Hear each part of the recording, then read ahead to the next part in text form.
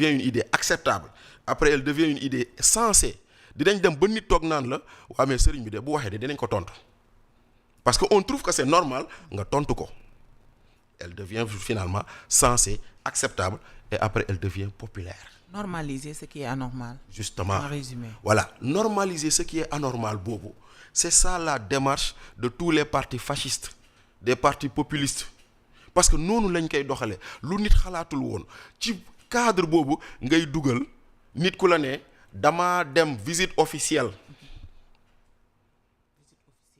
Quand on dit officiel rek. Donc quand tu dis visite officielle Fatou.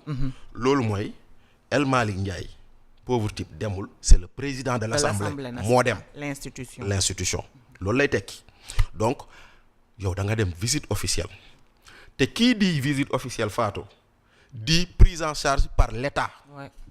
te kan mooy état ku dul ñun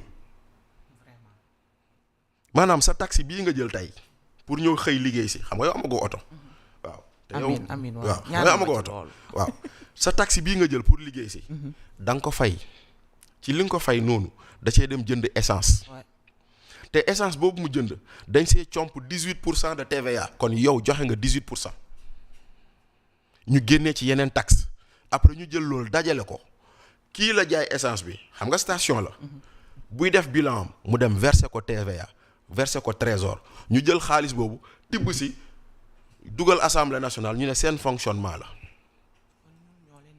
ñun ñoo leen di fay dem nañu Chine nee nañu ils habitent les hôtels les plus chers en Chine ñun ñoo koy fay dans une visite officielle je ne dis pas que c'est pas normal c'est normal parce que officiel Sénégal lañ fa demal maintenant ci biir visite officielle boobu lañ ñu ne nit ki dem na waxu parti politique ba indi ñu teg sunu drapeau national. teg bu Pastef. c'est malheureux quand même. loolu yëpp dañuy indi lenn parce que nee naa leen Salma Ndialbène wax bu leen fàtte ni nit da la ne dañoo war a taxawal parti état bu leen fàtte ni nit da la ne réew mi pour mu dox dafa am yenn liberté yoo xam ne dañ ko war a confisquer nee naa leen les partis dictatoriaux xawma dictatoriaux justice ak média la ñuy bëgg njëkk a noot balaa ñoo noot ñu ci des moo tax ñoo war a gën a taxaw wax ci biir loolu nag maintenant pour mettre dans le subconscient du Sénégalais le parti état nga dem Chine qui symbolise le parti état dans le monde. Ouais. nga dem taxaw foofu noonu mu teg sa drapeau Sénégal teg drapeau sa parti kon da ngay jàpp ni loolu lañ nekk moo tax que des gens ignorent xam nga Badou Ndaw le médiateur dégg naa ko tey muy wax. sama tonton. waaw man nag sama boy la. le médiateur. waaw man sama boy la Badou sama boy la Badou maa ngi lay nuyu. tonton Badou dégg nga si. waaw Badou sama boy la xam nga Badou lu tax mu doon sama boy dafa nopp samay seex waaw des fois mu toog ba mu yàgg rek. waaw moom il a la faiblesse des xoolal enfants. des fois mu toog ba mu yàgg rek wéef ma benn xaalis moo ko lii mu ne ma non c'est pour mes femmes. c'est lui moom waaw la. donc maa ngi koy nuyu au passage Badou Ndaw tey day wax ci ITV mu ne waa Pastef c'est des ignorants qui s'ignorent. loolu mooy li Socrate doon wax rek. waaw c'est des ignorants qui s'ignorent donc un ignorant qui s'ignore dem ba Chine yóbbaale drapeau Pastef c'est pas un problème. Parce que c'est un ignorant qui sait pas qu'il est ignorant. Amidou Anne nee na c'est un semi-analphabète. Tout ce que je sais c'est que je ne sais rien. Voilà. Maintenant comme c'est un ignorant qui s'ignore awma problème à la limite même je leur pardonne lu ñuy def. xam nga man ñan lay mere ñii war a wax te waxuñu te lu mel noonu bu amoon ñëpp tëb wax. nit ki nan la mën a waxee ni man damaa dem visite officielle ba ma fa demee doog naa foofu noonu on a discuté waxtaan nañ ci suñu mbirum parti ak yooyu noonu mais doo def visite sa parti nga dem bu la tollee noonu léegi nag pourquoi nous on doit accepter et supporter qu'on prenne de l'argent public pour aller parler des questions privées. waruñu ko mën nangu quand même. lu tax ñu war koo nangu parce que nit ki moo bind nii en visite officielle en Chine. waaw cet échange a été l'occasion de renforcer les bases du partenariat politique solide entre le Pastef et le parti communiste chinois. visite officielle kon waruñu woon wax visite officielle. kon waruñoo ko déedéet visite officielle la kay parce que lu tax ma ne la visite officielle la gis naa ci ginnaaw cet ignorant qui s'ignore qui est le président de l'Assemblée nationale Maguette Sène député à l'Assemblée te maire de Malicounda te xam naa ni bokkuñu parti. kon ma gëm ni effectivement c'est une visite officielle. Mais malheureusement on a pris une visite officielle pour régler des questions privées. te loolu mooy loo xam ne lii nii nit ñi bu amoon dañ ko daan naan bu njëkk ba dañ la doon naan lu tax Macky Sall di tukki di rencontrer waa APR.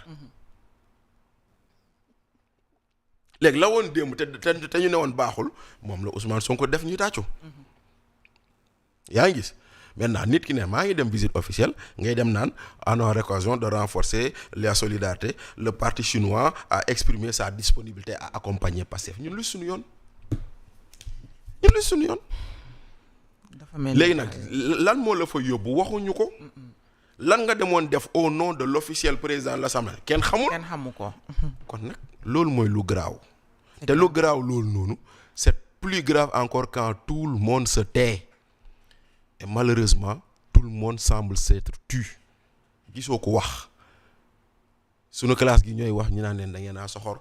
da ngeen a iñaan te pourtant. ak da ngeen a bëgg ay détails. waaw da ngeen a bëgg ay détails lii du détail.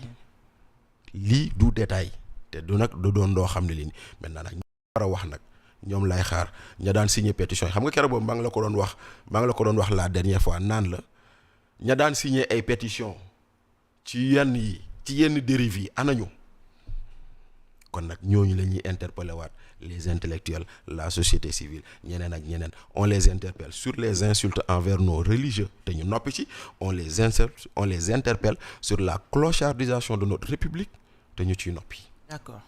Alors j'aurais vraiment aimé que nga waxal ñu ci le cas Abdou Nguer mais malheureusement on me signale que le temps vraiment ne va pas nous permettre d'en parler mais dama koy écho on va en parler mercredi prochain parce que c'est un sujet xam ne du caduc. On va en parler inchallah mercredi prochain. Inchallah waaw. bàyyi la nga tàggoo. waaw mais comme toujours rek c'est trop court hein. C'est trop court il faut Bachir xam naa foog ñu defar ko 1h30 avec rek. C'est trop court hein. Le temps est tellement court les sujets sont tellement passionnants mais bon en tout état de cause alhamdulilah lu ñuy wax rek lépp lu ñuy wax lu ne dañuy jéem a xool nuñ ko tegee ci xalaat ci xam-xam.